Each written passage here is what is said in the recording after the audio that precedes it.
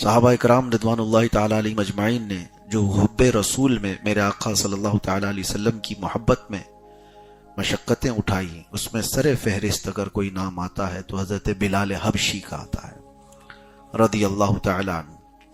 آج ہم ذکر پاک کرتے ہیں سیدنا بلال ابن رباح حبشی رضی اللہ تعالی عنہ کا۔ آپ کا نام بلال ہے، آپ کے والد کا نام رباح تھا۔ آپ گندمی رنگ کے تھے، سانولے کلر کے تھے، بہت نہایت ہی کالا رنگ نہیں تھا، اور جسمانی اعتبار سے دبلے پتلے تھے، اور مکہ مکرمہ میں آپ غلام کی حیثیت سے زندگی گزار رہے تھے۔ آپ کی پیدائش کے متعلق کہا گیا ہے کہ آپ مکہ میں پیدا ہوئے، آپ کی والدہ حبشہ سے تھی اور آپ کے والد عرب سے تھے، اور بعض روایات میں یہ ہے کہ آپ مقام سرات یمن اور حبشہ کے بیچ میں ایک علاقہ ہوتا ہے جہاں مخلوط نسل کے لوگ زیادہ ہیں، یعنی عرب والے جا کر افریقن لوگوں سے شادی کی یا پھر افریقہ کے لوگوں نے عربوں سے شادی کی تو نسل اس طرح سے مل جاتی ہے، تو اس طرح سے حضرت بلال حبشی کی بھی ولادت ہوئی۔ بہرحال مکہ میں آپ پیدا ہوئے، اس کے بعد چونکہ ایک کمزور اور غریب گھرانے سے تعلق تھا تو بچپن سے ہی آپ کو غلامی کے حیثیت سے ہی لوگوں نے رکھ لیا۔ آپ جس کے ہاں غلام تھے وہ امیہ بن خلف، مکہ کا بہت بڑا رئیس آدمی تھا، طاقتور آدمی تھا، اور اس کی بہت کچھ چلتی تھی مکہ میں۔ تو بلال حبشی کی زندگی کو اگر ہم شروع کرتے ہیں اس وقت سے جب آپ ایمان لائے، تو آپ ان خوش نصیبوں میں سے ہے جو حضور پاک صلی اللہ تعالی علیہ وسلم پر سب سے پہلے ایمان لانے والے 7 لوگوں میں سے ابتدا، بلکہ بہت ساری روایات یہ بتاتی ہیں کہ سب سے پہلے ایمان لانے والے غلاموں میں حضرت بلال حبشی ہیں۔ آپ کو سابق الحبشہ کہا گیا ہے، سب سے پہلے حبشہ کی طرف سے بھی اگر کوئی اسلام لایا ہے تو حضرت بلال حبشی ہے۔ اور سب سے بڑی بات یہ ہے کہ وہ کسی کے ماتحت تھے، غلام تھے، اور غلام ہونے کی حیثیت سے اسلام میں آنا یہ معمولی بات نہیں تھی۔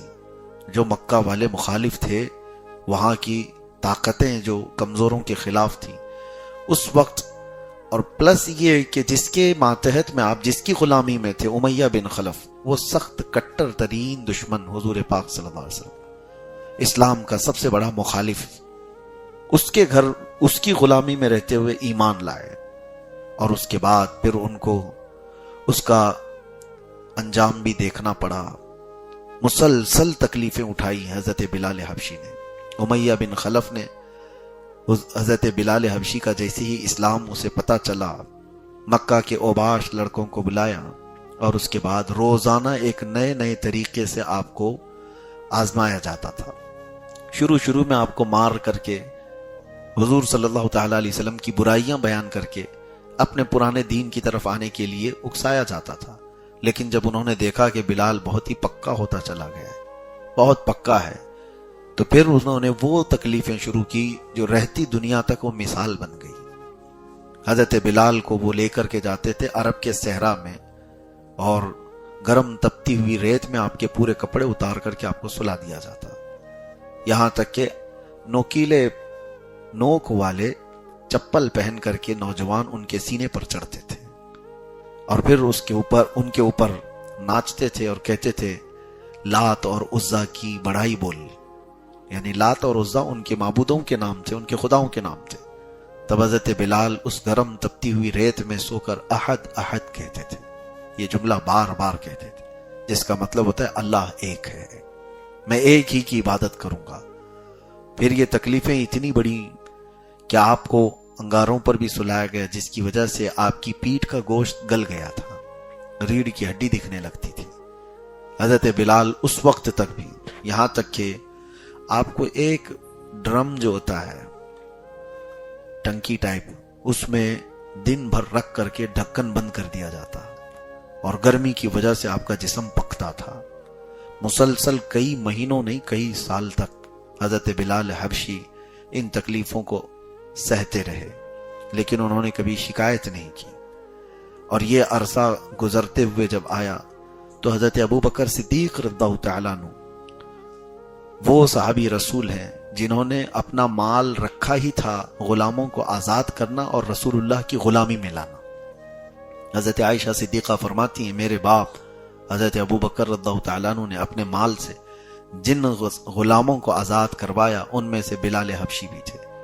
اس کے حضرت بلال کے مالک سے جا کر کے آپ نے سودا طے کیا کہ بلال کو بیچ دو، تو حضرت بلال حبشی کو حضرت ابو بکر صدیق رضی اللہ تعالیٰ عنہ نے اس وقت 200 اوقیہ چاندی، اس وقت چاندی کا رواج تھا، سکے 200 جو آج کی قیمت کے اعتبار سے لاکھوں بن جاتے ہیں، وہ دے کر کے امیہ بن خلف سے حضرت بلال کو خرید لیا۔ بعض روایات میں ہے کہ 500 اوقیہ سونا دے کر کے آپ نے خریدا۔ تو اس وقت کئی لوگوں نے تانا مارا، کہا کہ بلال کو یہ تو 10 درہم میں بھی بیچا جا سکتا تھا، اگر اس کی قیمت 10 درہم بھی لگا دیتے تو اس کو بیچ دیتے، اتنی زیادہ قیمت حضرت بلال حبشی کے خریدنے میں، اتنی زیادہ قیمت۔ تو حضرت ابو بکر صدیق رضی اللہ تعالیٰ عنہ نے ان جاہلوں کو جواب دیا، بلال کی غلامی کو جتنا میں جانتا ہوں تم نہیں جانتے، اگر قسم رب ذوالجلال کی میرا پورا مال بھی قیمت میں لگانا ہوتا تو میں پورا مال لگا کر بلال کو خریدتا۔ حضرت ابو بکر صدیق رضی اللہ تعالیٰ عنہ کے مال سے خریدا گیا اور اس کے بعد پھر حضرت بلال کو آزاد کیا گیا۔ ان کے آزاد ہونے تک جو تکلیفیں انہوں نے اٹھائی، اللہ اکبر، ہم آج بھی پڑھتے ہیں 1400 سال کے بعد ہمارے رونگٹے کھڑے ہو جاتے ہیں۔ یہ بیان کرنا آسان ہے، تمہاری انگلی اگر موم بتی میں بھی جل جائے تو پورے دن آپ ہا ہو کرتے رہیں گے۔ جن کو انگاروں پر سلایا جاتا ہو اور جن کو گرم تپتی ہوئی ریت پر لٹا کر گرم سل ان کے سینے پر رکھی جاتی ہو، اوباشوں کے ہاتھ میں، یہ بھی روایت ہے کہ پیر میں رسی باندھ کر کے بدماش لڑکے پہاڑوں پر کھینچتے تھے، حضرت بلال کو لے کر کے جاتے تھے اور مذاق بنایا جاتا تھا، خدا کی شان میں گالیاں دی جاتی تھی۔ حضرت بلال کو پھر واپس شام میں لا کر چھوڑ دیا جاتا۔ جس وقت حضرت ابو بکر صدیق نے حضرت بلال کو خریدا تھا، اس وقت سودا جو طے ہو رہا تھا، سودا طے ہونے کے بعد حضرت بلال کو لینے کے لیے جب حضرت ابو بکر گئے تو خود فرماتے ہیں حضرت ابو بکر 2 پتھروں میں دبا ہوا بلال مجھ کو ملا تھا۔ جس وقت حضرت بلال کو خریدا گیا تھا 2 پتھروں میں ان کو دبا کر کے رکھا گیا تھا، اس حالت میں حضرت بلال کو خریدا گیا۔ اور اس کے بعد زندگی بھر حضرت بلال حضرت ابو بکر صدیق کے مرہون منت رہے، ہمیشہ ان کے احسان میں۔ پھر رسول کریم صلی اللہ تعالیٰ علیہ وسلم کے ساتھ ایسی ملازمت کی کہ خود رسول کریم صلی اللہ تعالیٰ علیہ وسلم فرماتے ہیں جب مکہ والوں نے سوشل بائیکاٹ کیا تھا، مقاطعہ کیا تھا، یعنی حضور صلی اللہ علیہ وسلم کے خاندان کا کھانا پانی ہر چیز بند کر دیا تھا، اس وقت رسول کریم صلی اللہ تعالیٰ علیہ وسلم فرماتے ہیں میں اور بلال رہتے ہمارے پاس کھانے کی کوئی چیز نہیں رہتی جس کو کوئی جاندار کھا سکتا ہو، کوئی ایسی چیز نہیں ہوتی جس کو کوئی جاندار کھا سکتا ہو، ہاں اتنا کہ بلال کی بغل اس کو چھپا لے، یعنی اتنی چھوٹی سی مقدار میں کوئی چیز مل جاتی تو حضرت بلال اس کو چھپا کر رکھ لیتے رسول اللہ کے لیے۔ تو وہ دن بھی حضرت بلال رسول کریم صلی اللہ تعالیٰ علیہ وسلم کے ساتھ بتائے۔ اور اس کے بعد پھر آپ کی زندگی پاک مدینے جانے کے بعد وہاں پر سلطنت اسلام، پھر نبی کونین صلی اللہ تعالیٰ علیہ وسلم کے ساتھ ہر جہاد میں شریک رہے۔ ہوا یہ کہ کئی زندگی کے آپ کے اہم چیزیں میں آپ کے سامنے رکھتا ہوں۔ جب اللہ کے نبی صلی اللہ تعالیٰ علیہ وسلم مدینہ طیبہ پہنچے، مسجد نبوی بنی، تو لوگوں کو نماز کے لیے بلانے کا مسئلہ آیا، تو آپ سے کہا گیا کہ لوگوں کو اعلان کر کے بلا لو، جمع ہو جاؤ نماز کے لیے، الصلاۃ جامعۃ، الصلاۃ جامعۃ، یہ پکارا جاتا تھا۔ تو پھر ایک دن بیٹھے عبداللہ بن زید ایک صحابی ہیں، انہوں نے خواب میں دیکھا کہ ان کو یہ کلمات سنائے جا رہے ہیں، اللہ اکبر اللہ اکبر اللہ اکبر اللہ اکبر، اشہد ان لا الہ الا اللہ اشہد ان لا الہ الا اللہ، اذان کے کلمات۔ دوسرے دن وہ آ کر محفل رسول میں عرض کرتے ہیں، یا رسول اللہ صلی اللہ تعالیٰ علیہ وسلم، میں نے خواب میں یہ کلمات سنے ہیں، کیا یہ کلمات کے ذریعے سے لوگوں کو نماز کے لیے نہ بلایا جائے؟ یہ ابھی وہ بیان کر رہے تھے کہ حضرت عمر فاروق رضی اللہ تعالیٰ عنہ آئے، کہا یا رسول اللہ صلی اللہ تعالیٰ علیہ وسلم، ہو بہو یہی کلمات میں نے خواب میں سنے۔ یہی بات چل رہی تھی کہ جبرائیل امین وہی لے کر کے بھی آ گئے۔ اللہ کے نبی صلی اللہ تعالیٰ علیہ وسلم کو حکم دیا گیا کہ آپ لوگوں کو بلانے کے لیے ان کلمات کو دہرائیں۔ پھر حضور صلی اللہ تعالیٰ علیہ وسلم نے عبداللہ بن زید جو صحابی جنہوں نے خواب دیکھا تھا ان کو حکم دیا کہ جاؤ بلال کو یہ کلمات سکھا دو۔ حضرت بلال کو یہ کلمات سکھائے گئے اور حضور صلی اللہ تعالیٰ علیہ وسلم نے سب سے پہلا اپنا مؤذن کسی کو بنایا تو بلال حبشی کو بنایا۔ جب وہ پھر آواز دیتے تھے مدینہ طیبہ میں تو شروع میں ان کی زبان کی وجہ سے لوگ اجنبیت محسوس کرتے تھے، کیونکہ عرب وہ فصیح عربی کو جس طرح سے پسند کرتے ہیں، تو حضرت بلال کی اذان کے سلسلے میں وہاں کے لوگ اس کو اس طرح سے دیکھنے لگے کہ ایک غلام ہے اور عربی کے کلمات پکار رہا ہے۔ تو اللہ کے نبی صلی اللہ تعالیٰ علیہ وسلم کو جب یہ پتا چلا تو آپ نے فرمایا تم لوگوں کو اندازہ نہیں، بلال کی اذان کو اللہ پسند فرماتا ہے، اللہ تعالیٰ پسند فرماتا ہے۔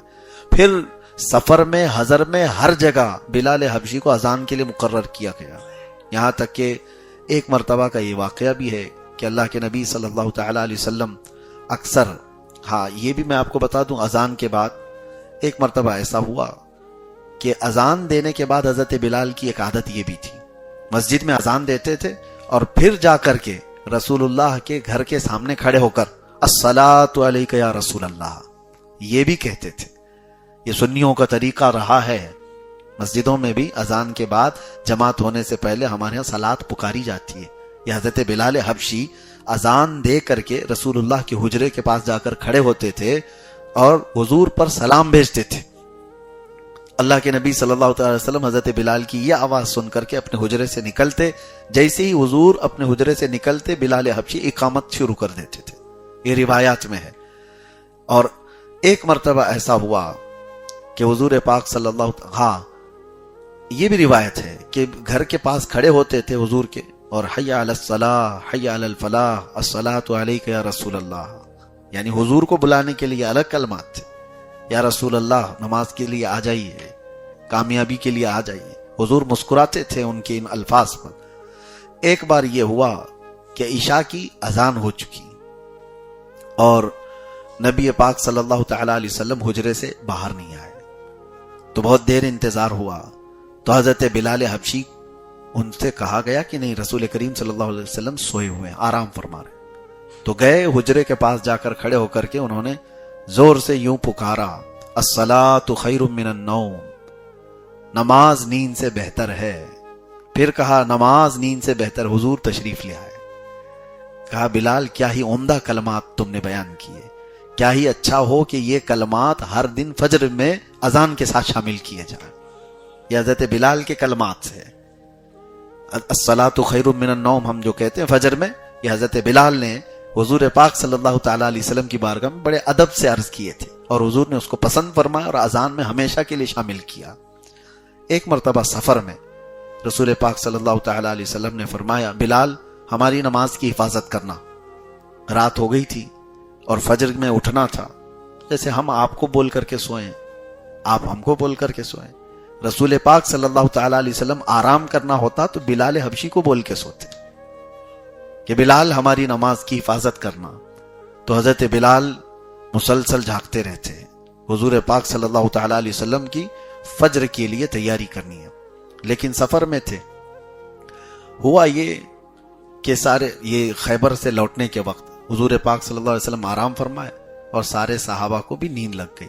حضرت بلال فجر کا انتظار کرتے رہے اور ایک اونٹنی کے کجاوے سے ٹیک لگائے، فجر کے عین وقت ان کو بھی آنکھ لگ گئی، وہ بھی سو گئے، یہاں تک کہ وقت اتنا ہو گیا کہ سورج نکل آیا اور روشنی پھیل گئی۔ سب سے پہلے پھر میرے آقا صلی اللہ تعالیٰ علیہ وسلم بیدار ہوئے اور پھر حضور اکرم صلی اللہ تعالیٰ علیہ وسلم نے بلال کو پکارا، کہاں ہے بلال؟ حضرت بلال بالکل جھنجھلا کر کے اٹھ گئے اور کہا ہائے افسوس، میں نماز کی حفاظت نہیں کر سکا۔ اور سارے صحابہ اٹھ گئے کہ ہم سے کیا ہو گیا۔ اللہ کے نبی صلی اللہ تعالیٰ علیہ وسلم نے افسوس کیا اور کہا جلد سے جلد اس جگہ کو چھوڑو، جلدی اس جگہ سے نکل جاؤ۔ حضور پاک صلی اللہ تعالیٰ علیہ وسلم اس جگہ سے نکلے۔ یہ پہلی یہ قضا کی طریقے کو دکھانا مقصود ہے، ورنہ نبی پاک کی نماز کیا قضا ہو، وہ صاحب شرع ہیں۔ حضور پاک صلی اللہ تعالیٰ علیہ وسلم آ کے سفر پر گئے اور سورج بلند ہونے کے بعد پھر حضرت بلال سے کہا اذان دو اور اقامت کہو، اور اس کے بعد پھر جماعت سے میرے آقا نے وہ قضا نماز بھی پڑھائی فجر کی۔ تو اس کے بعد اللہ کے نبی صلی اللہ علیہ وسلم نے فرمایا جس سے نماز چھوٹ گئی جیسے یاد آئے فوراً اپنی نماز کو قضا کر لے۔ یہ امت کے درس کے لیے تھا۔ کوئی اگر یہ کہے کہ حضور سے بھی نماز چھوٹتی تھی، ہمارا کیا ہے، معاذ اللہ رب العالمین۔ بعض فقہاء کرام نے فرمایا اس طرح اگر تحقیر میں یا طعن میں کسی نے یہ بات کہی تو وہ کافر ہو جائے گا۔ نبی آخر الزمان صلی اللہ تعالی علیہ وسلم نماز وہ جس طرح سے آپ کی قضا بھی جو کچھ بھی ہوتا تھا وہ منشاء الہی سے ہوتا تھا، امت کو درس دینے کے لیے کہ اگر قضا ہو تو تمہیں کیا کرنا ہے۔ بہرحال اس میں حضرت بلال حبشی تھے، اور آپ کا ایک بہت اہم کام بھی تھا۔ نجاشی بادشاہ جو ہے اس نے 3 نیزے حضور کو ہدیتاً دیا تھا۔ ایک رسول پاک صلی اللہ علیہ وسلم نے اپنے پاس رکھ لیا، ایک حضرت عمر نے لے لیا، ایک حضرت علی نے لے لیا۔ نیزے یہ حبشہ سے آئے ہوئے تھے، نجاشی بادشاہ جو ایمان لائے تھے حضور پر، اور جو رسول اللہ صلی اللہ علیہ وسلم کے پاس نیزہ تھا وہ نیزہ ہمیشہ حضرت بلال لے کر آگے آگے چلتے تھے۔ اور جب بھی حضور صلی اللہ تعالی علیہ وسلم عید پڑھانے جاتے، سارے مدینے والے سب سے پہلے حضرت بلال کو دیکھتے تھے کہ بلال اگر آگے نیزہ لے کر کے جا رہے ہیں تو اس کا مطلب ہے رسول اللہ آ رہے ہیں، یہ علامت ہوتی تھی۔ اور حضرت بلال سیدھے جا کر کے وہ نیزہ میدان میں گاڑ دیتے تھے، اور اس کے پاس ہی میرے آقا صلی اللہ علیہ وسلم عید کی نماز پڑھاتے تھے۔ حضرت بلال حبشی رضی اللہ تعالیٰ عنہ کے متعلق میرے عزیزو ایک بار ایسی بات ہوئی کہ ایک صحابی ہیں، حضرت بلال سے ان کی تکرار ہو گئی، حضرت ابو ذر، ان کی بحث ہو گئی، اور بحث ہوتے ہی انہوں نے صرف اتنا کہا کالی عورت کے بیٹے، یابن ام السودا، یعنی کالی عورت کے بیٹے۔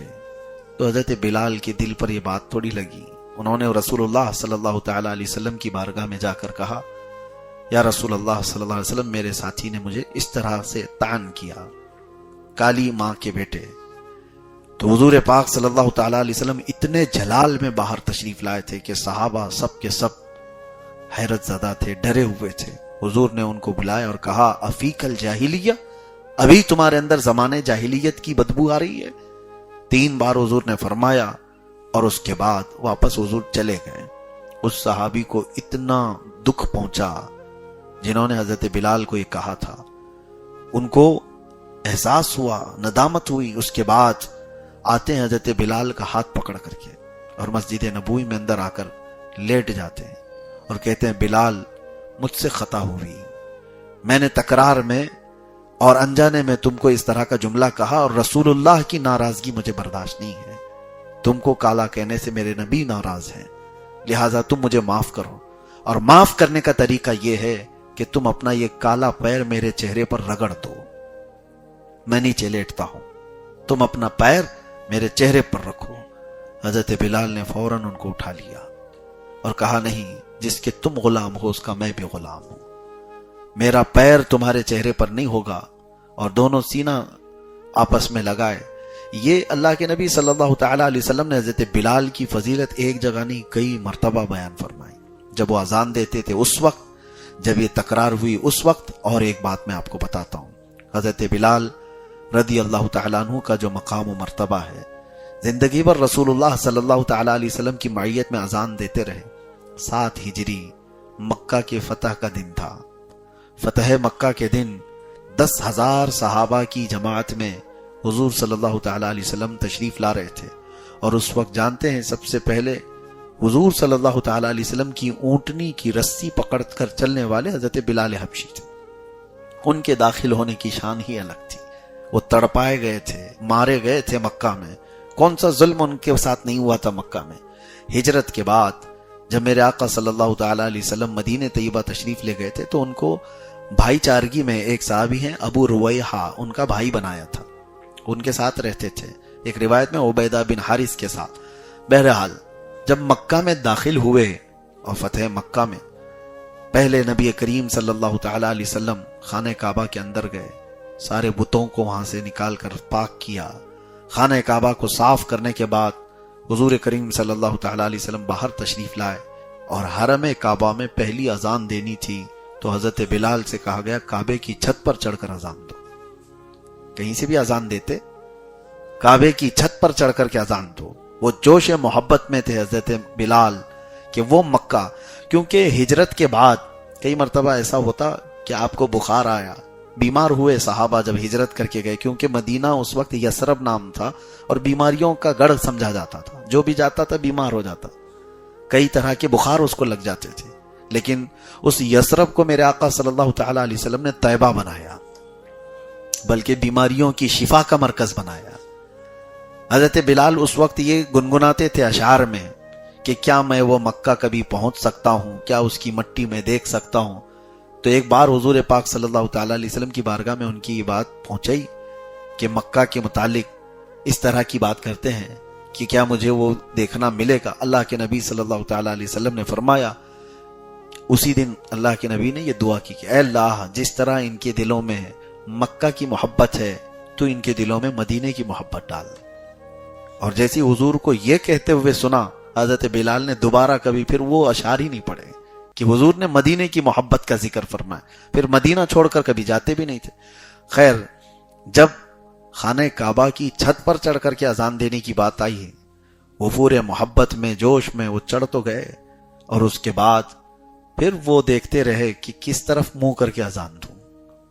کعبے کی طرف منہ کر کے اذان دیا جاتا ہے اور کعبہ نیچے ہے, بلال اوپر ہے. رسول کریم صلی اللہ تعالی علیہ وسلم کی طرف انہوں نے چہرہ کیا اور پوچھا کہ خانہ کعبہ کی طرف میں نیچے رہ کر کے منہ کرتا تھا, اوپر آ گیا ہوں, کس طرف منہ کر کے اذان دوں. حضور نے فرمایا میری طرف منہ کر کے اذان دو. حضور اکرم صلی اللہ تعالی علیہ وسلم کے رخ زیبا کو دیکھ کر کے انہوں نے پہلی اذان دی تھی, وہ حرم کعبہ کی اذان ہے. اس کے بعد ایک اور روایت ہے فتح مکہ کے دن, یہ تو اذان کی بات ہوئی. دیکھیں یہاں پر کسی اور کو بھی چڑھایا جاتا, لیکن اللہ کے نبی صلی اللہ تعالی علیہ وسلم نے اسی حبشی غلام کو خانہ کعبہ کی چھت پر چڑھایا جس کو مکہ والے سب سے کمتر سمجھتے تھے, سب سے کمتر سمجھتے تھے. یہی میسج یہاں سے ملتا ہے کہ جو نبی پاک صلی اللہ علیہ وسلم کے قدموں سے وابستہ ہو جاتا ہے وہ خانہ کعبہ کی چھت پر پہنچ سکتا ہے. حضور کی غلامی میں جو آیا تو پھر اس کے مقامات بہت بلند ہیں. اس کے بعد ابو سفیان آئے, ایمان لے آئے, بیعت کر لیا حضور صلی اللہ علیہ وسلم کی, کیونکہ اب تک تو جنگوں میں لڑتے رہے, حضور کے خلاف آتے رہے. ایمان لے آئے. ایمان لانے کے بعد ابو سفیان نے پوچھا یا رسول اللہ صلی اللہ علیہ وسلم, کیا مکہ والوں کو آپ قتل کر دیں گے, مار دیں گے؟ آپ کے رشتہ دار ہیں, آپ کے خاندان والے ہیں, مکہ والے آپ کے وطن والے ہیں. حضور صلی اللہ تعالی علیہ وسلم نے فرمایا جاؤ, تمہارے گھر میں جو آ گیا اس کو امن ہے. ابو سفیان نے کہا میرا گھر بہت چھوٹا ہے, کتنے لوگ آئیں گے, باقی لوگ تو بچ جائیں گے. حضور صلی اللہ علیہ وسلم نے پھر فرمایا عبد المطلب میرے دادا کے گھر جو آئیں ان کو امن ہے. پھر کہا وہ بھی کم لوگ ہیں, پورے مکہ والے کیسے آئیں گے؟ حضور صلی اللہ علیہ وسلم نے فرمایا جو اپنے اپنے گھروں کے دروازے بند کر لیں وہ بھی امن میں ہیں. ابو سفیان نے کہا جو گلیوں میں رہ گئے ان کا کیا ہوگا؟ حضور صلی اللہ تعالی وسلم نے فرمایا جو حرم میں آ گئے ان کو بھی امن ہے. پھر کہا جو نہیں آ سکتے. تو یہ ایک آخری بات تھی. حضور صلی اللہ علیہ وسلم نے آخر میں جو چیز بیان فرمائی وہی بیان کرنا ہے. حضور فرماتے ہیں بلال کا جھنڈا بناؤ. بلال کا جھنڈا, یہ حضرت بلال کا ایک جھنڈا بنایا گیا تھا فتح مکہ کے دن. اور ابو رویحہ جو ان کے بھائی تھے مدینے کے, ان سے کہا گیا کہ میدان میں لے جا کر کے بلال حبشی کا جھنڈا کہہ کر گاڑو. بلال حبشی کا جھنڈا کیوں بنایا گیا اس دن؟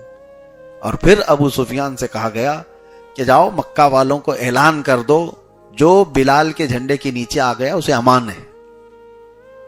ایک عجیب بات ہے, بلال کا جھنڈا, وہاں حرم میں داخل ہونے والوں کو بھی امن ہے, ابو سفیان کے گھر میں آنے والوں کو بھی امن ہے. جو نہیں آ سکتے, میرے عزیزوں ایک بہت ہی اہم بات ہے, شاید دنیا میں کسی نے اس انداز سے ان کے ظلم کا بدلہ نہیں لیا ہوگا. مکہ والے جو بلال حبشی کو سب سے کمتر سمجھتے تھے, آج وہ اپنی جان کی امان پانے کے لیے بلال کے قدموں میں آنے پر مجبور ہو گئے تھے, حضرت بلال کی نسبت لینے پر مجبور ہو گئے تھے. جو ان کو کبھی پیروں میں رسی ڈال کر کھینچتے تھے, آج وہ ان کے پیروں میں آنے کو مجبور ہو گئے تھے, کیونکہ جان بچانا ہے تو یہی طریقہ تھا. اور آئے بھی ایک دو نہیں, بڑے بڑے رئیس لوگ, بڑے بڑے مالدار لوگ, جن کو جان بچانا تھا وہ بلال کے جھنڈے کے نیچے آئے. تو یہ بڑا معاملہ تھا.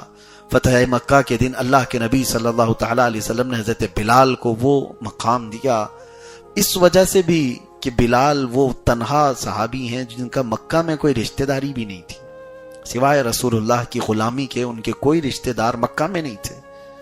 نبی پاک صلی اللہ تعالی علیہ وسلم فتح مکہ کے بعد اس کے کئی واقعات حضرت بلال کی زندگی میں ہیں. سب سے بڑی بات یہ ہے کہ آخری زمانے تک میرے آقا صلی اللہ تعالی علیہ وسلم کی ظاہری حیات کے آپ ہی اذان دیتے رہے, اقامت کی پابندی کرتے رہے, اور جس دن میرے آقا صلی اللہ علیہ وسلم کی وفات ہوئی اس دن وہ بے ہوش ہو گئے, اذان نہیں دے پا رہے تھے. صحابہ اکرام ان کو سنبھالتے رہے, اور اس کے بعد پھر حضرت ابو بکر صدیق جیسی خلافت پر بیٹھے. حضرت بلال نے کہا کہ آپ کا بڑا احسان ہے مجھ پر, آپ کا بڑا احسان ہے, آپ نے مجھے آزاد کروایا. اگر آپ آزاد کرنے کے بدلے مجھے کچھ بھی حکم دیں تو میں تو مانوں گا, لیکن اگر آپ نے اللہ اس کے رسول کی رضا کے لیے مجھے آزاد کرایا تو مجھے اب تنہا جینے کا اختیار دیا جائے, مجھے اذان دینے پر مجبور نہ کیا جائے. تو آپ کو آزاد رکھا گیا کہ آپ کی جیسی مرضی. پھر وہ وقت آیا کہ آپ مدینہ طیبہ سے نکل کر کے جا رہے تھے, یہ کہتے ہوئے کہ مجھے جہاد میں بھیجا جائے کہ رسول اللہ صلی اللہ علیہ وسلم کے بعد زندگی جینے کا کوئی مزہ نہیں ہے, میں شہید ہونا چاہتا ہوں, ملک شام مجھے بھیجا جائے. تو حضرت ابو بکر نے ان سے کہا تھا کہ اے بلال, میری عمر کا آخری حصہ ہے, میں چاہتا ہوں کہ جیسے رسول اللہ کے قریب تم رہے, تمہیں دیکھ کر کے مجھے میرے مصطفیٰ کی یاد آتی ہے, تم میرے ارد گرد رہو. تو حضرت ابو بکر کی بات پر وہ اتنے دن تک رہے, اور اس کے بعد جیسی حضرت عمر بیٹھے ان سے کہا مجھے ملک شام بھیج دیا جائے.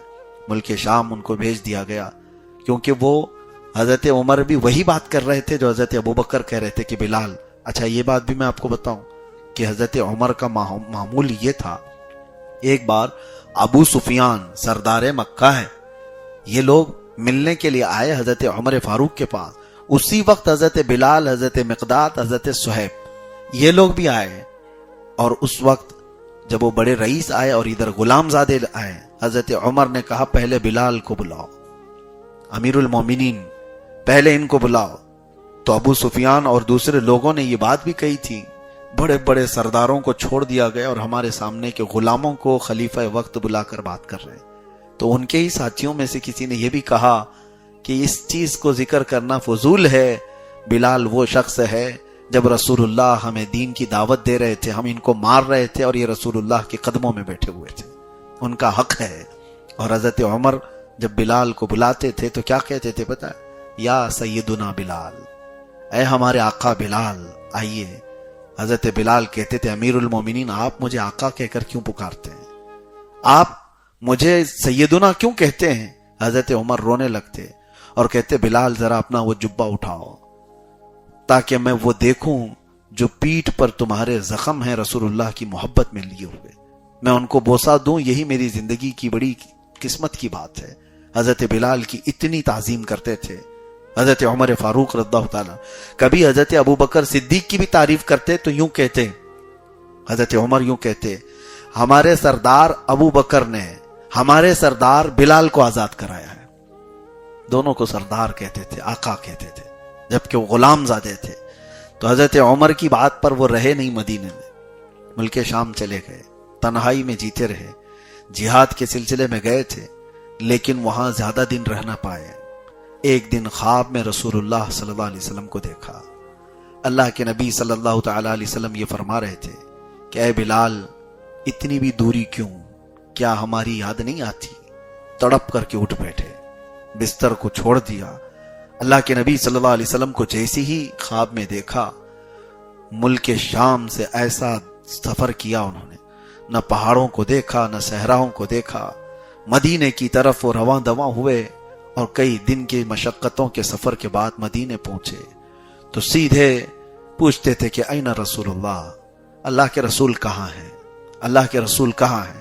تو وہ وارفتگی میں, محبت میں, اور پھر جب روضہ رسول کے پاس جاتے تو بے ہوش ہو کر گر جاتے تھے, غش کھا کر گرتے. لوگ ان کا انتظار کرتے, ہوش میں آتے, ان کو اٹھایا جاتا, اللہ کے نبی صلی اللہ تعالی علیہ وسلم کی قبر انور کو دیکھ کر۔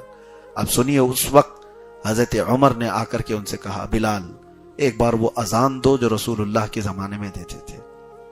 منع کر دیا، کہا کہ امیر المومنین آپ کے حکم عدولی تو نہیں کر سکتا، لیکن میرے لیے مسئلہ یہ ہے کہ جب میں اذان دیتا اشہد ان محمد رسول اللہ پر پہنچتا تو سامنے چہرے رسول کو دیکھتا تھا، میرے آقا صلی اللہ تعالی علیہ وسلم کو دیکھ کر کے میں اپنی اذان مکمل کرتا تھا۔ اب مجھے آپ اذان کے لیے کہہ رہے ہیں، جب چہرہ اقدس نظر نہ آئے تو پھر کیا ہوگا؟ کئی صحابہ نے اصرار کیا تو انہوں نے اذان دینے سے منع کیا۔ اسی اثنا میں حسنین کریمین کو بھی پتا چلا کہ بلال آئے ہیں۔ امام حسن اور امام حسین رضی اللہ تعالیٰ عنہ دوڑتے ہوئے وہ مسجد نبوی میں آئے۔ جیسے ہی ان کو دیکھا حضرت بلال لپک کر کے ان کے سامنے جھک گئے اور کہا، ظاہر سی بات ہے شباہت تھی رسول اللہ کی ان کے چہروں میں، نبی کونین صلی اللہ تعالیٰ علیہ وسلم کی آل تھی۔ انہیں چوم ہی رہے تھے کہ دونوں نواسائے رسول نے حضرت بلال سے کہا، اے بلال وہ اذان دو جو رسول اللہ کے زمانے میں دیتے تھے۔ حضرت بلال نے اب منع نہیں کیا، چڑھ گئے میزنا پر جہاں سے اذان دیتے تھے، اور جیسی ہی حضرت بلال نے اذان کی آواز شروع کی، فرمایا گیا روایات میں ہے گھر کی عورتیں باہر سے نکل گئیں، مدینہ طیبہ میں سب ایک آواز، اور سارے لوگ دوڑتے ہوئے مسجد نبوی کی طرف بھاگ رہے تھے۔ عورتیں گھروں سے نکل کر کے آواز جیسی سنی، ایک جملہ کہہ رہی تھی، ابعث رسول اللہ، کہ اللہ کے رسول دوبارہ آ چکے۔ اس آواز کو سنتے ہی ہر کوئی کہہ رہا تھا کہ اللہ کے رسول دوبارہ آ گئے۔ آواز میں وہ جاذبیت تھی، آواز میں وہ اثر تھا کہ وہ نبی پاک صلی اللہ علیہ وسلم کا زمانہ یاد دلا دیا۔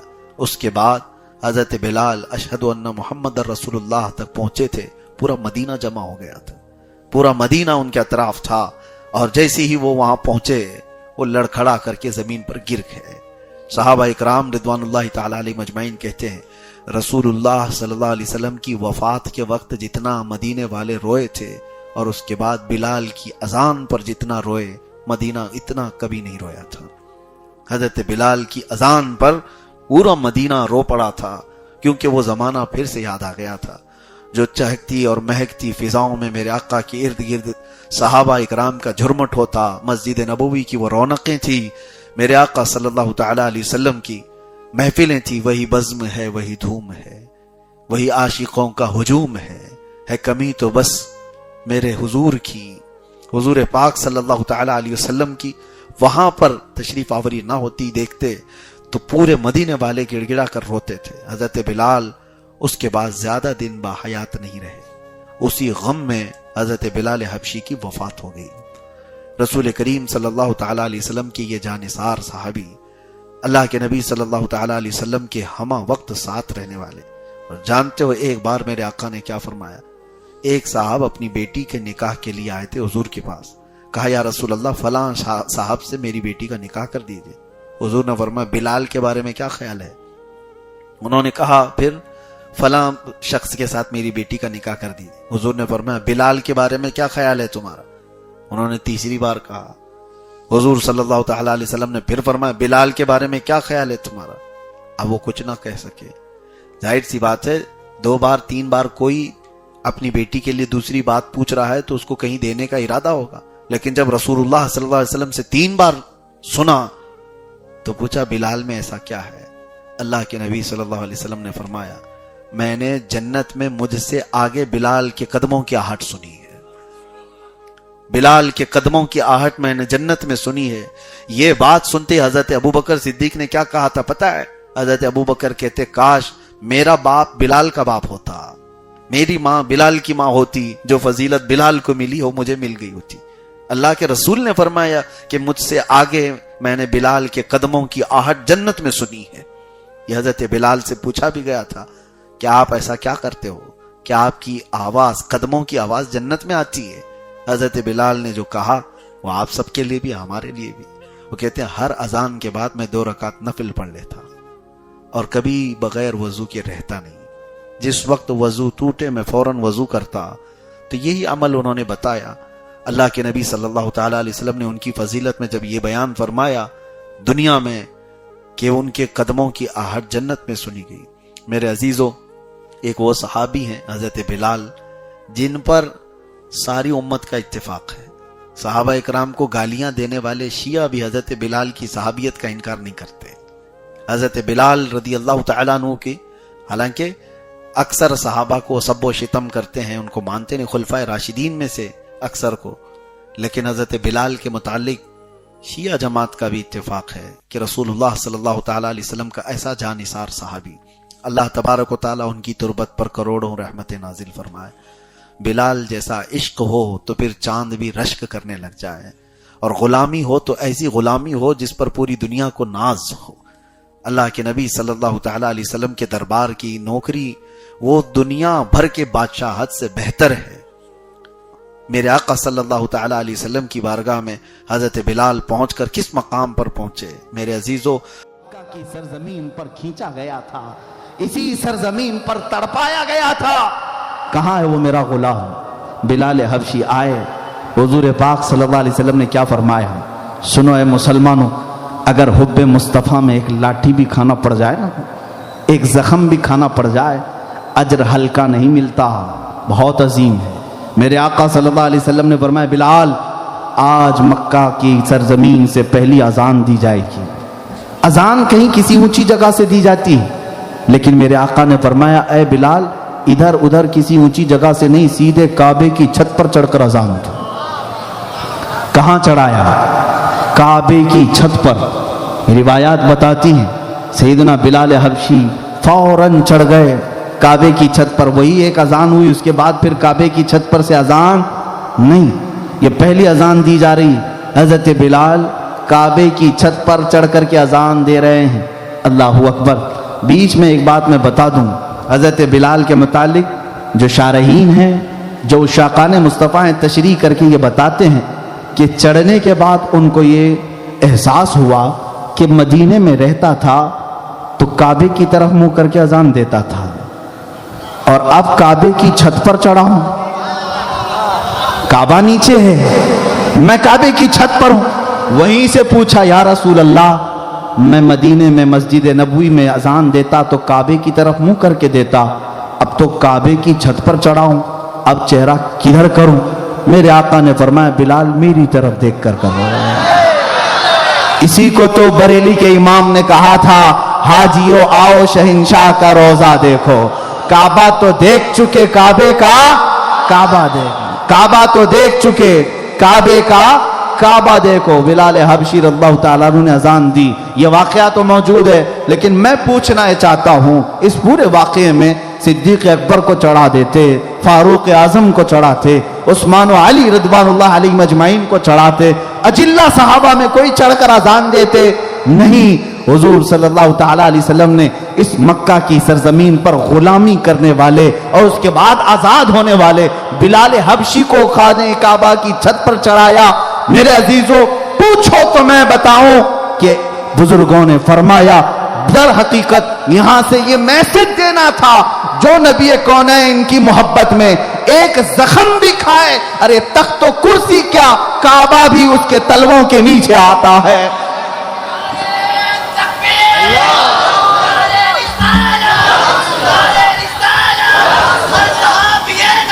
جنتی جنتی.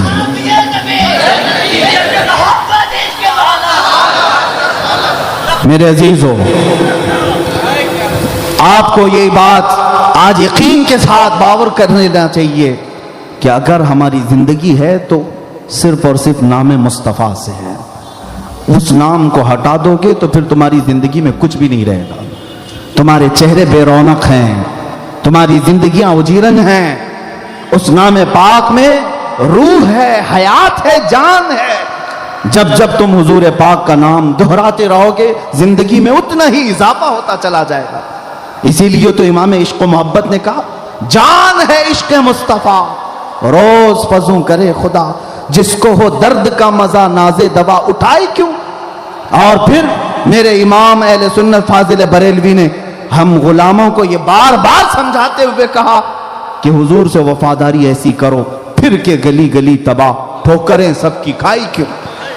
پھر کے گلی گلی تباہ، ٹھوکریں سب کی کھائی کیوں. دل کو جو عقل دے خدا، تیری گلی سے جائے کیوں.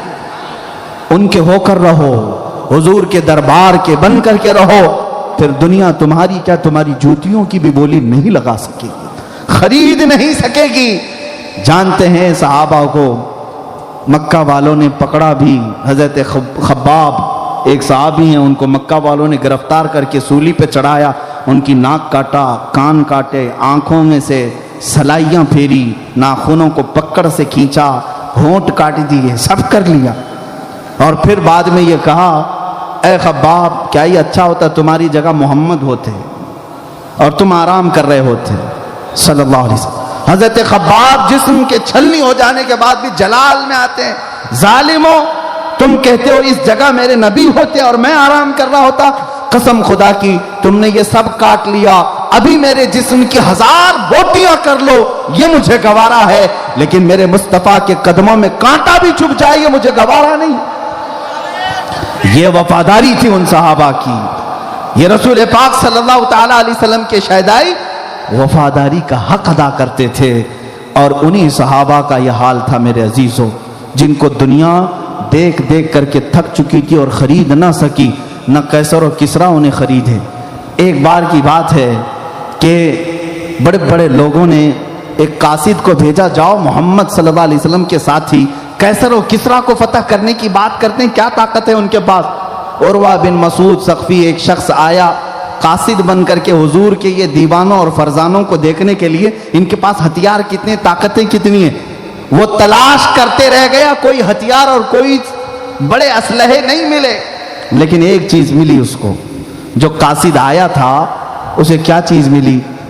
ایک دن وہ دیکھتا ہے مغرب کی اذان ہو رہی ہے، حضور پاک صلی اللہ علیہ وسلم وضو فرما رہے ہیں، صحابہ سب ارد گرد حضور کے جمع ہیں اور گھیرے ہوئے ہیں، اور یہ عروہ بن مسعود ثقفی کہتا ہے میں قریب جا کر کے دیکھا یا کیا ہو رہا ہے، دیکھا تو محمد صلی اللہ علیہ وسلم وضو کر رہے ہیں، اور جب وہ ہاتھ دھوتے ہیں، کلی کرتے ہیں، ناک میں پانی چڑھاتے ہیں، چہرہ دھوتے ہیں، تو وہ عروہ بن مسعود کہتا ہے محمد صلی اللہ علیہ وسلم کے وضو کا ایک قطرہ بھی زمین پر نہیں گر رہا، کوئی صحابی اپنے ہاتھ بڑھا رہا ہے، کوئی دامن پھیلا رہا ہے، کوئی اپنے جسم سے وہ پانی لگا رہا ہے، یہاں تک کہ حضور اگر کھکاریں کلی کریں اس کو بھی صحابہ لے لیتے، اپنے چہروں سے لگا لیتے، اپنے جسموں پر مل لیتے، اپنے کپڑوں پر پوچھ لیتے۔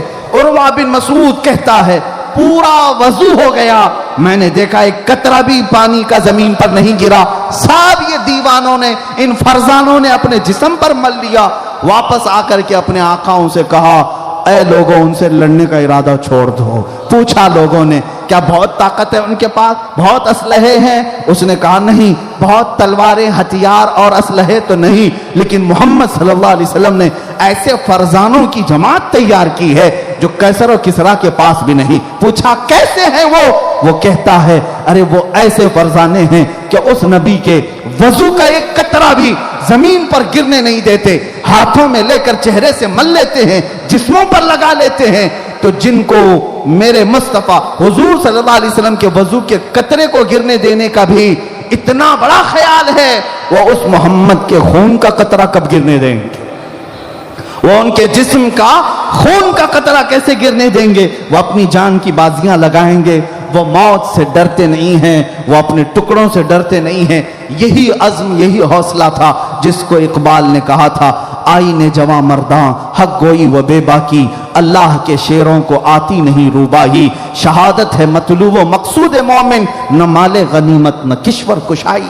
عزیزان گرامی وقار، صحابہ اکرام رضوان اللہ تعالی علیہ مجمعین کے یہ واقعات جو میں نے بتائے، اس سے ہمیں یہ دلیل لینی چاہیے، یہ سبق لینی چاہیے کہ اگر حضور کے ہو کر کے رہو تو ہر طاقت کو زیر کر سکتے ہو، ہر طاقت کو زیر کر سکتے ہو۔ اور میرے رب کا یہ وعدہ ہے کان حقا علینا نصر المؤمنین، اللہ فرماتا ہے ہم نے اپنے اوپر لازم کر لیا ہے کہ مدد کریں گے تو ایمان والوں کی کریں گے۔ قرآن کیا کہتا ہے؟ مدد کریں گے تو ایمان والوں کی کریں گے۔ ہم نے پوچھا ایمان کسے کہتے ہیں؟